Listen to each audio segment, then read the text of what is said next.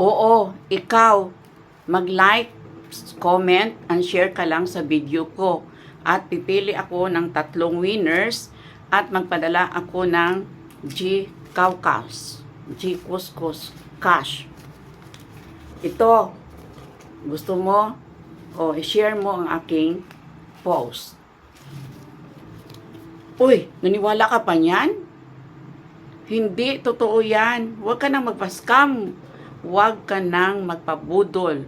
That is false information ng mga content creator na sila ay nagsabi sa inyo. Likes, share, and comment and share my video.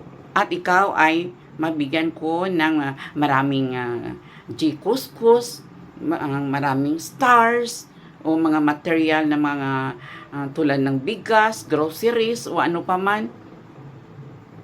Huwag tayong maniwala sa ganyan na mga strategy. Mag-focus ka sa iyong content. Dahil sa ka-engage mo sa kanila, sino ang nagkaroon ng benepisyo? Hindi ikaw. At wala rin silang malinaw na mechanics kung sino ba talaga yung 3 na winners na bibigyan nila ng G Caucus. O kayo dyan, hindi pa ako sahod sa Facebook ha. Akala nyo yun ang sahod ko. Hindi pa, kasi hindi pa ako umabot ng $100. At kailangan ko po nang abutin yung minimum tinatawag na threshold dito para ako ay makasahod.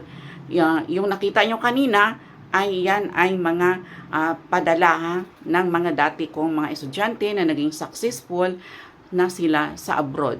Hindi ako humingi, binigyan lang ako. Dahil if you're a good teacher, you have really influenced their lives, ay talagang sila ay nagkaroon na ng mga achievements, successes sa ibang bansa o kahit dito lang sa Pilipinas, ay talagang sila ay magbigay sa iyo ng anuman na mga material o mga padala nila na tinatawag natin na G Caucus. Kaya ikaw, oo, yun, yung palaging humingi sa akin, may nabigyan na ako dati, pero palagi na lang humingi na wala pa akong sahod earning sa Facebook. At mga ilan lang naman yan sila nag-PPM sa akin na humingi ng ayuda na akala nila ang laki-laki ng aking earnings na nakasahod na ako. Wala pa talaga.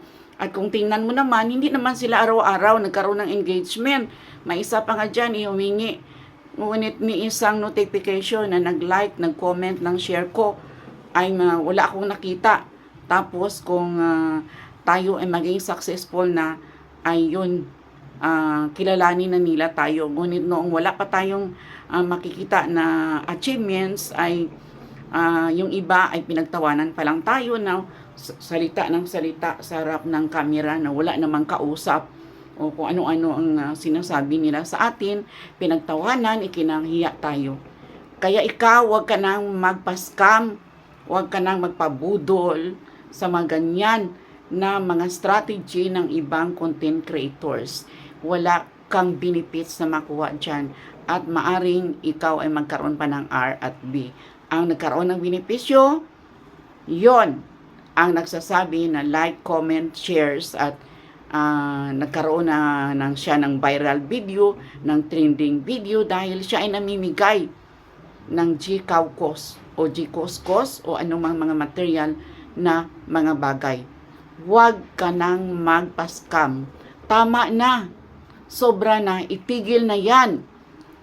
No to scam and scammers.